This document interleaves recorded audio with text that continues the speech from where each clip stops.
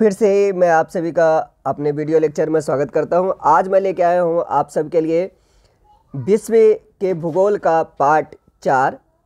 और इससे पहले के वीडियो में हमने जाना था महासागर के प्रमुख गर्त और उसकी गहराई, और उससे पहले हमने जाना था आर्द्रता, उष्मांक, वाताग्र, संघनन, ओस और जलमंडल इत्यादि के बारे में। और उसके बाद आज की वीडियो में हम लोग जानने वाले हैं प्रशांत महासागर की गर्म जलधाराएं, अटलांटिक महासागर की गर्म जलधाराएं, अटलांटिक महासागर की ठंडी जलधाराएं, प्रशांत महासागर की ठंडी जलधाराएं इत्यादि के बारे में। और इससे आगे की बात हम लोग करेंगे। तो आइए हम शुरू करें आज की अपनी क्लास। प्रशांत महासागर की गर्म जलधाराएं है क्यूरोसियो जलधारा, अलास्का जलधारा, सुसीमा जलधारा, अल्निनो जलधारा, उत्तर विषुवत रेखीय जलधारा, दक्षिणी विषुवत रेखीय जलधारा, उत्तरी प्रशांत जलधारा, और इसके बाद है पूर्वी ऑस्ट्रेलिया जलधारा, प्रति विषुवत रेखीय जलधारा। तो ये मुख्य रूप से 9 जलधाराएं हैं जो प्रशांत महासागर की गर्म जलधाराएं हैं। उसके बाद अगर प्रशांत महासागर की ठंडी जलधाराओं की बात करें तो वह है हम्बोल्ट या पेरुवियन जलधारा, कैलिफोर्निया जलधारा, अंटार्कटिका जलधारा, क्यूराइल जलधारा, ओखोस्टक जलधारा। इसके बाद अटलांटिक महासागर की गर्म जलधाराओं की बात करें तो वह है गल्फ स्ट्रीम जलधारा, ब्राज़ील जलधारा, फ्लोरिडा जलधारा, इरमिंगर जलधारा, उत्तरी विषुवत रेखीय जलधारा, और इसके बाद है दक्षिणी विषुवत रेखीय जलधारा, गिनी जलधारा। तो ये मुख्य रूप से ये 7 प्रमुख गर्म जलधाराएं जो हैं वो अटलांटिक महासागर की है। और इसको याद रखने का तरीका यह है कि इन्हें विश्व के जो प्राकृतिक मानचित्र हैं यानी कि भौतिक मानचित्र जिसको कहते हैं उसमें चिन्हित कर लें। उसके बाद देखिए अटलांटिक महासागर की ठंडी जलधाराओं की अगर बात करें तो वह है कनारी जलधारा, वेनेजुएला जलधारा, लेब्राडोर जलधारा, फॉकलैंड जलधारा, पूर्वी ग्रीनलैंड जलधारा, अंटार्कटिका जलधारा। इसके बाद की अगर बात करें हम तो वह हिंद महासागर की अस्थायी तथा गर्म जलधाराएं, वह है मोजाम्बिक जलधारा, अगुलहास जलधारा और दक्षिणी विषुवत रेखीय जलधारा। आगे देखिए वह है हिंद महासागर की अस्थायी एवं ठंडी जलधारा, तो वह है सोमाली धारा और पश्चिम ऑस्ट्रेलिया जलधारा। अब इसके बाद हम जानते हैं ज्वार भाटा यानी कि टाइड और ईब। ज्वार भाटा क्या होता है कि सूर्य और चंद्रमा की आकर्षण शक्तियों के कारण यानी कि एट्रैक्शन फोर्स के कारण सागरीय जल के ऊपर उठने एवं नीचे गिरने की प्रक्रिया को ज्वार भाटा कहा जाता है। यानी कि ऊपर उठने की जो क्रिया है उसको ज्वार कहते हैं और नीचे गिरने की क्रिया को भाटा कहते हैं। चंद्रमा का पृथ्वी के अधिक समीप होने के कारण उसकी ज्वार उत्पादन की शक्ति सूर्य से लगभग 2 गुनी अधिक होती है, यानी कि तरंग को ऊपर उठाती है, यानी सागर के जल को ऊपर उठा देती है। चंद्रमा, सूर्य और पृथ्वी पूर्णिमा एवं अमावस्या को एक सीध में होते हैं, जिसके कारण इस दिन पृथ्वी का उच्च ज्वार उत्पन्न होता है। उच्च ज्वार उत्पन्न होता है यानी कि एट्रैक्शन के कारण, चुंबकीय शक्ति के कारण। चंद्रमा एवं सूर्य दोनों पक्षों की सप्तमी या अष्टमी तिथि को पृथ्वी के केंद्र पर समकोण बनाते हैं, जिससे पृथ्वी पर निम्न ज्वार उत्पन्न होता है। यानी कि सप्तमी और अष्टमी तिथि को सबसे कम निम्न ज्वार उत्पन्न होता है। विश्व की प्रमुख नहरें और उससे संबंधित देशों की बात कर लेते हैं और उसकी स्थिति क्या है। तो स्वेज नहर कहाँ है? मिस्र में। लाल सागर और भूमध्य सागर के बीच ये बहती है। पनामा नहर, पनामा प्रशांत महासागर एवं अटलांटिक महासागर के बीच है। वेलेंड नहर कनाडा में है। ईरी झील और ओंटारियो झील के बीच है। ईरी नहर संयुक्त राज्य अमेरिका में है। ईरी झील एवं हडसन नदी के बीच है। सू नहर यह संयुक्त राज्य अमेरिका में है। सुपीरियर झील और ह्यूरॉन झील के बीच में है। इसके बाद अगर बात करें तो वह है कील नहर, जर्मनी में है। बाल्टिक सागर और उत्तरी सागर के बीच है। उत्तरी सागर नहर यह जर्मनी में है। एम्स्टर्डम एवं उत्तरी सागर के बीच ये स्थित है। इसके बाद अगर हम बात करें तो विश्व की प्रमुख नदियां, उद्गम स्थल और वो कहाँ पे समाहित होती है, यानी किस सागर में वो गिरती हैं, उसकी बात कर लेते हैं और उसकी लंबाई भी हम जानेंगे। देखिए जैसे नील है, इसकी लंबाई है 6650 किलोमीटर और ये विक्टोरिया झील से उत्पन्न होती है, यानी कि शुरू होती है और गिरती है भूमध्य सागर में। अमेजन यह है 6400 किलोमीटर इसकी लंबाई है, लेगा बिलफेरो से ये निकलती है और अटलांटिक महासागर में जाके गिरती है। यांगसी नदी 6300 किलोमीटर इसकी लंबाई है, तिब्बत के पठार से निकलती है और चीन सागर में गिर जाती है। उसके बाद अगर बात करें मिसिसिपी मिसौरी, इसकी लंबाई है 6275, इटास्का झील से निकलती है और मेक्सिको की खाड़ी में गिरती है। ओब इरिटिस 5410 किलोमीटर इसकी लंबाई है, अल्टाई पर्वत से यह निकलती है और ओब की खाड़ी में गिर जाती है। उसके बाद है वांग हो यह नदी है, इसकी लंबाई है 5464 किलोमीटर, क्यून लून पर्वत से निकलती है और चिहली की खाड़ी में गिर जाती है। और उसके बाद है येनसी नदी जिसकी लंबाई है 5539 किलोमीटर, बड़ी एवं छोटी येनसी संगम से निकलती है और कारा सागर में गिरती है। उसके बाद है कांगो नदी जिसकी लंबाई है 4700 किलोमीटर, यह उत्तर पूर्वी जाम्बिया उच्च भूमि से निकलती है और अटलांटिक महासागर में गिर जाती है। इसके बाद अगर बात करें तो आमूर है, आमूर की लंबाई है 2900 किलोमीटर। इसके बाद है लीना की लंबाई है 4272 किलोमीटर, ये बैकाल पर्वत यानी कि रूस से निकलती है और लपताब सागर में जाके गिरती है। मैकेंजी नदी जिसकी लंबाई है 1738 किलोमीटर, ग्रेट स्लेव झील से निकलती है और ब्यूफोर्ट सागर में जाके गिरती है। इसके बाद अगर आगे की हम लोग बात करें तो वह है नाइजर नदी 4184 किलोमीटर इसकी लंबाई है। गिनी यानी कि अफ्रीका महाद्वीप का एक देश है गिनी, वहाँ से निकलती है और गिनी की खाड़ी में ही जाके गिर जाती है। मिकाग नदी है जिसकी लंबाई है 4909 किलोमीटर और तिब्बत के पठार से निकलकर दक्षिणी चीन सागर में गिरती है। वोल्गा नदी 3530 किलोमीटर इसकी लंबाई है, चलदाई पठार रूस से निकलती है और कैस्पियन सागर में गिरती है। सेंट लॉरेंस नदी है जिसकी लंबाई है 1197 किलोमीटर, ओंटोरियो झील से निकलती है और सेंट लॉरेंस की खाड़ी में गिर जाती है। ब्रह्मपुत्र ये 2900 किलोमीटर इसकी लंबाई है, मानसरोवर झील के पास से निकलती है और बंगाल की खाड़ी में गिर जाती है। सिंधु नदी 2880 किलोमीटर है जो कि मानसरोवर झील के पास से निकलती है, अरब सागर में गिरती है। यानी कि मानसरोवर झील से निकल के अरब सागर में गिरती है, यानी कह सकते हो आप कि ये पूरब से पश्चिम की तरफ बहने वाली नदी है। डैन्यूब नदी है जिसकी लंबाई है 2845 किलोमीटर, ब्लैक फॉरेस्ट जर्मनी से निकलती है और काला सागर में गिरती है। उसके बाद फरात जिसको यूफ्रेटस भी कहा जाता है, ये फरात की लंबाई है 3000 मीटर, कारासू एवं मुरत सू के संगम से निकलती है और सत अल अरब में जाके गिर जाती है। दजला और फरात दो नदी है, दोनों नदी के बीच में एक सभ्यता फली फूली थी जिसका नाम था मेसोपोटामिया की सभ्यता, तो उसी का ये फरात है।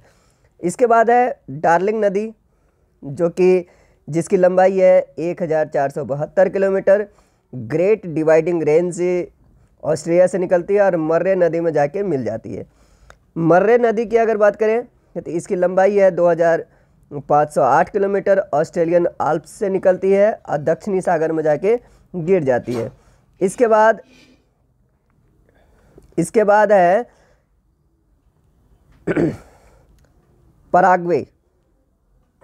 पराग्वे नदी है जिसकी लंबाई है 2695 किलोमीटर, मोंटो ग्रोसो ब्राज़ील से निकलती है और पेराना नदी में जाके गिर जाती है। देखिए यह है यूराल यूराल नदी। यूराल नदी की लंबाई है 2428 किलोमीटर। ये दक्षिणी यूराल पर्वत से निकलती है और कैस्पियन सागर में जाके गिर जाती है। अब आगे बढ़ने से पहले मैं आपको इसका मतलब समझाता हूँ। जैसे कि फरात जो है ना, ये सत अल अरब, फरात और दजला दो नदियों के संगम को सत अल अरब के नाम से जाना जाता है। ये इस्लाम में बहुत ही पवित्र स्थल इस्लाम में भी है। हमारे यहाँ भी संगम को बहुत ही पवित्र स्थल मानते हैं, वैसे ही इस्लाम में भी ये सत अल अरब भी बहुत ही ज़्यादा पवित्र स्थल के नाम से माना जाता है। उसके बाद है 24वें नंबर पे गंगा, जिसकी लंबाई है 2525 किलोमीटर। गोमुख गंगोत्री हिमानी से निकल के बंगाल की खाड़ी में गिरती है। अमू दरिया, जिसकी लंबाई है 2540 किलोमीटर, पामीर के पठार से निकल के अरल सागर में गिरती है। सालवीन नदी है, जिसकी लंबाई है 2400 किलोमीटर, तिब्बत के पठार से निकलकर अंडमान सागर में गिरती है। अरकनसास नदी, जिसकी लंबाई है 2364 किलोमीटर, राकी पर्वत से निकलकर मिसिसिपी नदी में जाके गिर जाती है, मतलब मिल जाती है। कोलोरेडो ये भी, इसकी लंबाई है 2333 किलोमीटर, राकी पर्वत से निकलकर कैलिफोर्निया की खाड़ी में गिरती है। नीपर 2284 किलोमीटर, जिसकी लंबाई है, मॉस्को के पश्चिम से निकलकर काला सागर रूस में गिरती है। ओहियो नदी, जिसकी लंबाई है 2108 किलोमीटर, अलेघेनी नदी पेंसिल्वेनिया से निकल के मिसिसिपी में मिल जाती है। उसके बाद इरावदी नदी है, जिसकी लंबाई है 2170 किलोमीटर, माली एवं नामी नदी से निकल के अंडमान सागर में गिर जाती है। ऑरेंज नदी, जिसकी लंबाई है 2200 किलोमीटर, डेकेंसबर्ग पर्वत से निकल के अटलांटिक महासागर में गिरती है। ओरिनिको 2410 किलोमीटर, जिसकी लंबाई है, और सियरा परीमा पर्वत से निकल के अटलांटिक महासागर में गिरती है। कोलंबिया 1954 किलोमीटर, जिसकी लंबाई है, रॉकी पर्वत से निकल के प्रशांत महासागर में गिरती है। डॉन 1870 किलोमीटर लंबाई है, टूला रूस से निकल के एजोब सागर में गिरती है। टिग्रिस नदी है 1850 किलोमीटर, जिसकी लंबाई है, टॉरस पर्वत तुर्की से निकल के यूफ्रेटस यानी कि फरात में मिलती है।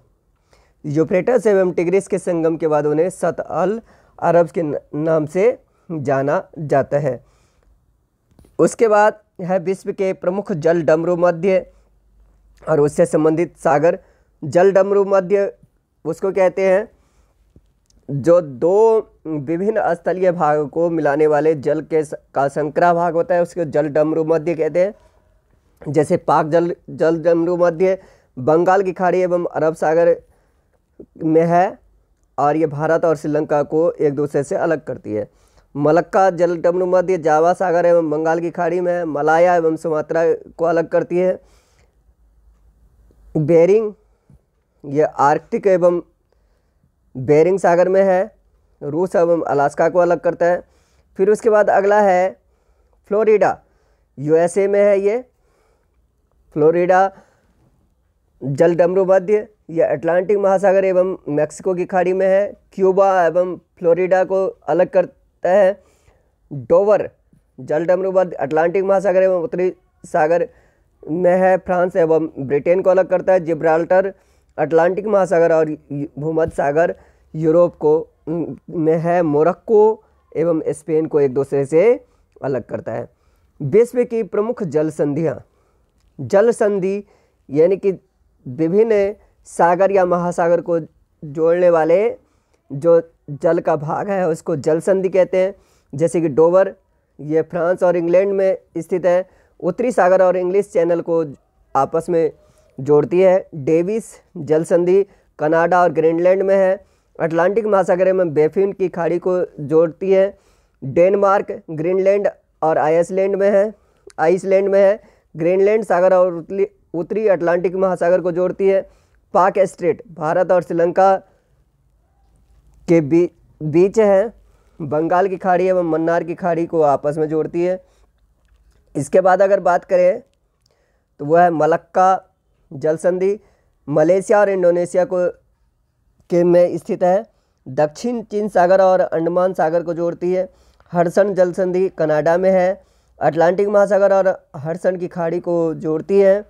बेरिंग जल संधि ये रूस अलास्का में है।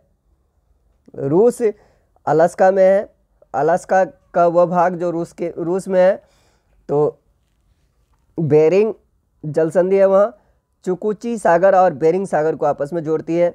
लुजोन जल संधि ताइवान लुजोन द्वीप में है। फिलीपींस सागर और दक्षिणी चीन सागर को जोड़ती है। मैगलेन चिली में है। अटलांटिक महासागर और प्रशांत महासागर को आपस में जोड़ती है। जिब्राल्टर जल संधि ये मोरक्को स्पेन में है। अटलांटिक महासागर और भूमध्य सागर को जोड़ती है। कोरिया जल संधि दक्षिण कोरिया और जापान में है। पूर्वी चीन सागर एवं जापान सागर को आपस में जोड़ती है। टॉरस ऑस्ट्रेलिया और न्यू गिनी के बीच में है। पापुआ की खाड़ी और अराफुरा सागर को जोड़ती है। फ्लोरिडा क्यूबा और संयुक्त राज्य अमेरिका के बीच है और अटलांटिक महासागर एवं मेक्सिको की खाड़ी को जोड़ती है। इसके बाद आगे है बाब अल मंदेब ये जल संधि है। जिबूती और यमन के बीच है।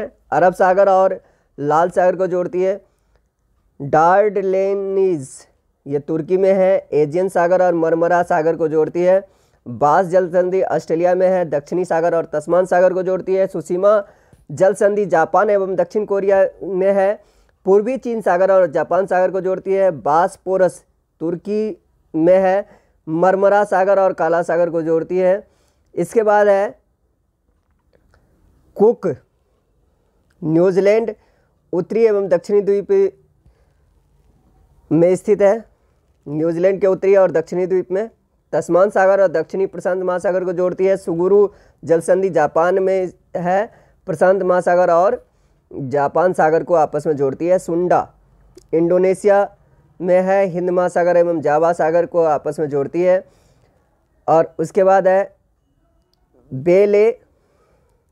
बेले आइले कनाडा में है। अटलांटिक महासागर और सेंट लॉरेंस की खाड़ी को जोड़ती है। तातार रूस में है। जापान सागर और ओखोटस्क सागर को जोड़ती है। युकाटन मैक्सिको क्यूबा में है। कैरिबियन सागर और मैक्सिको की खाड़ी को जोड़ती है। नॉर्थ चैनल इंग्लैंड आयरलैंड में है। अटलांटिक महासागर और आयरिश सागर को आपस में जोड़ती है। ओरंटो अल्बानिया इटली में है। ओयोनियन सागर और एड्रियाटिक सागर को आपस में जोड़ती है। फोविक्स न्यूजीलैंड में है। प्रशांत महासागर और तस्मान सागर को आपस में जोड़ती है। फिर उसके बाद है मक्कासार इंडोनेशिया में है। सेलीबीज सागर और जावा सागर को आपस में जोड़ती है। हडसन कनाडा में है। हडसन की खाड़ी और अटलांटिक महासागर को आपस में जोड़ती है। हारमुज ईरान और ओमान में है। ओमान की खाड़ी और फारस की खाड़ी को आपस में जोड़ती है। इसके बाद है नदियों के किनारे स्थित विश्व के प्रमुख नगर। शिकागो की अगर बात करें तो शिकागो जो कि संयुक्त राज्य अमेरिका है, जहाँ पे स्वामी विवेकानंद ने धर्म संसद में भाषण दिया था, वह है शिकागो नदी के किनारे। बर्लिन स्प्री नदी के किनारे है। ओटावा नदी के किनारे है। क्यूबेक सिटी कनाडा का है, यह सेंट लॉरेंस नदी के किनारे है। मॉन्ट्रियल कनाडा का एक शहर है जो कि सेंट लॉरेंस नदी के किनारे है। आसवान मिस्र में है ये शहर और नगर, ये नील नदी के किनारे हैं। खार्तूम सूडान में है, नील नदी के किनारे हैं। काहिरा मिस्र का है, ये भी नील नदी के किनारे हैं। और न्यूयॉर्क संयुक्त राज्य अमेरिका हडसन नदी के किनारे है। सेंट लुइस संयुक्त राज्य अमेरिका मिसिसिपी के किनारे है। उसके बाद बसरा इराक सत अल अरब यूफ्रेटस और टिग्रिस नदी के संगम को कहते हैं। वाशिंगटन डीसी पोटोमेक के किनारे हैं, पोटोमेक नदी के किनारे हैं।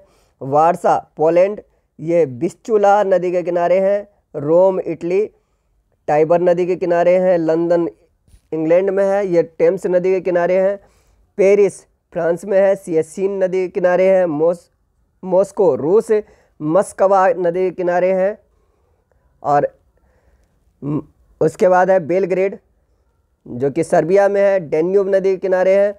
बुडापेस्ट हंगरी में है, डेन्यूब नदी के किनारे। मैड्रिड स्पेन में है, मेंजेनेरेस नदी के किनारे है। और लिस्बन पुर्तगाल, ये टगस नदी के किनारे है। और इसके बाद है आपका डबलिन आयरलैंड में है, लीफे या लीफी नदी के किनारे है। प्राग जो कि चेक गणराज्य में है, बितावा नदी के किनारे है। बोन जर्मनी, राइन नदी के किनारे है। अंकारा टर्की में है, अंकारा नदी के किनारे है। डुंडी स्कॉटलैंड में है, टे नदी के किनारे। लिवरपूल इंग्लैंड में है, मर्सी नदी के किनारे है। कोलोन जर्मनी में है, राइन नदी के किनारे। और हैम्बर्ग है जर्मनी में, एल्ब नदी के किनारे। और फिर है बगदाद इराक में, टिग्रिस के किनारे। और ब्रिस्टल इंग्लैंड में है, एवन के किनारे। और उसके बाद अगर हम बात करें तो वो है कीव यूक्रेन में है, नीपर नदी के किनारे। लेनिनग्राड रूस में है, नेवा नदी के किनारे। पर्थ ऑस्ट्रेलिया में है, स्वान नदी के किनारे। वियना ऑस्ट्रिया में है, डेन्यूब के किनारे। और टोक्यो जापान में है, सुमिदा के किनारे। संघाई चीन में है, यांग टीसी क्यांग नदी के किनारे। कराकस वेनेजुएला में है, रियो गुएरे के किनारे। और ड्रेसडेन जर्मनी में है, एल्ब नदी के किनारे। लाहौर पाकिस्तान, ये रावी नदी के किनारे है। और कराची भी पाकिस्तान का एक नगर है जो कि सिंधु नदी के किनारे है। वोल्गोग्राड स्टालिनग्राड, ये रूस में का नगर है जो कि वोल्गा नदी के किनारे है। रंगून म्यांमार में है, इरावदी नदी के किनारे। चटगांव बांग्लादेश में है, कर्णफुली नदी के किनारे। इसके बाद है विश्व की प्रमुख झीलें और उनसे संबंधित देश, और उसका क्षेत्रफल कितना है ये भी हम जानेंगे। तो आइए शुरू करें। देखिए ये टॉपिक, कैस्पियन सागर जिसका क्षेत्रफल है 3,71,000 वर्ग किलोमीटर। कजाकिस्तान, तुर्कमेनिस्तान, रूस, ईरान और अजरबैजान, ये सब इससे संबंधित इसके आसपास के देश हैं। सुपीरियर झील जिसका क्षेत्रफल है 82,097 वर्ग किलोमीटर यानी किलोमीटर स्क्वायर। कनाडा एवं संयुक्त राज्य के पास है ये ह्यूरॉन झील, 59,600 वर्ग किलोमीटर इसका क्षेत्रफल है। कनाडा एवं संयुक्त राज्य अमेरिका इसके आसपास है। इरी झील 25,655 कनाडा और संयुक्त राज्य अमेरिका के पास है। ओंटारियो झील 19,009 वर्ग किलोमीटर, कनाडा एवं संयुक्त राज्य अमेरिका इससे संबंधित देश है। मिशिगन झील से संबंधित जो देश है वो है संयुक्त राज्य अमेरिका, यानी संयुक्त राज्य अमेरिका में ही है। और इसका क्षेत्रफल है 57,753 वर्ग किलोमीटर। उसके बाद है अगला ग्रेट स्लेव झील। ग्रेट स्लेव झील ये कनाडा में है।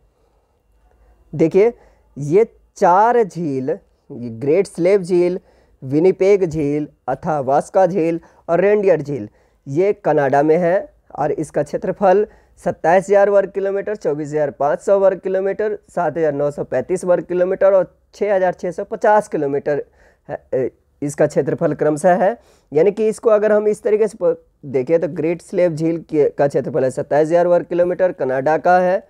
विनिपेग झील 24,500 वर्ग किलोमीटर कनाडा में है। अथावास्का झील 7,935 किलोमीटर इसका क्षेत्रफल है वर्ग किलोमीटर, कनाडा में है। रेंडियर झील 6,650 किलोमीटर स्क्वायर कनाडा में इसका ये स्थित है। इसके बाद बैकाल झील जिसका क्षेत्रफल है 31,500 वर्ग किलोमीटर रूस में है। लेडोगा झील 16,400 वर्ग किलोमीटर इसका क्षेत्रफल है, रूस में स्थित है। उसके बाद ओनेगा झील 9,890 वर्ग किलोमीटर रूस में है। बालखस झील का क्षेत्रफल है 17,580 वर्ग किलोमीटर, ये कजाकिस्तान में है। और उसके बाद अगर हम बात करें तो वो है इसिक-कुल झील जिसका क्षेत्रफल है 6236 वर्ग किलोमीटर, किर्गिज़स्तान में है। और रुडोल्फ तुर्काना झील जिसका क्षेत्रफल है 6500 वर्ग किलोमीटर, केन्या इथियोपिया में है। और उसके बाद है विक्टोरिया झील जिसका क्षेत्रफल है 69,484 किलोमीटर, जो कि केन्या, युगांडा और तंजानिया में स्थित है। अरल सागर झील जिसका क्षेत्रफल है 17,158 किलोमीटर, इससे संबंधित देश हैं उज्बेकिस्तान और कजाकिस्तान। और उसके बाद है टंगानिका झील जिसका क्षेत्रफल है 32,600 वर्ग किलोमीटर, बुरुंडी, जाम्बिया, कांगो लोक गणराज्य है एवं तंजानिया। उसके बाद हम बात करें मलावी और न्यासा झील। मलावी या फिर न्यासा झील जिसका क्षेत्रफल है 29,604 वर्ग किलोमीटर, तंजानिया, मोजाम्बिक और मलावी में स्थित है। उसके बाद है टीटीकाका झील। टीटीकाका झील जिसका क्षेत्रफल है 8,300 वर्ग किलोमीटर, बोलीविया और पेरू में है। निकारागुआ झील 8,150 किलोमीटर, यह निकारागुआ में है। चाड झील 1600 वर्ग किलोमीटर इसका क्षेत्रफल है। नाइजर, नाइजीरिया, चाड एवं कैमरून ये इससे संबंधित देश हैं। आयर झील ये 9,690 वर्ग किलोमीटर ऑस्ट्रेलिया में है ये झील। इसके बाद की अगर बात करें तो विश्व के प्रमुख जलप्रपात और उनसे संबंधित देश, तो जलप्रपात है साल्टो एंजिल, ऊंचाई है 979 मीटर, वेनेजुएला में है। कुकेनाम 674 मीटर इसकी ऊंचाई है, वेनेजुएला में है। मर्डाल्फोसेन 645 मीटर इसकी ऊंचाई है, नॉर्वे में है। और टाग फासन 706 मीटर नॉर्वे में है। टुगेला 948 मीटर इसकी ऊंचाई है, दक्षिण अफ्रीका में है। योसेमाइट 739 मीटर इसकी ऊंचाई है, कैलिफोर्निया यूएसए में है। डेल्ला 440 मीटर इसकी ऊंचाई है, ब्रिटिश कोलंबिया कनाडा में है। और गरवानी 422 मीटर फ्रांस में है। तो ये तो था हमारा आज का वीडियो लेक्चर, और आगे हम जानेंगे भारत का भूगोल, वो भी संक्षिप्त में, और उसका फर्स्ट पार्ट जानेंगे। तब तक के लिए have a nice day, take care, thank you for watching.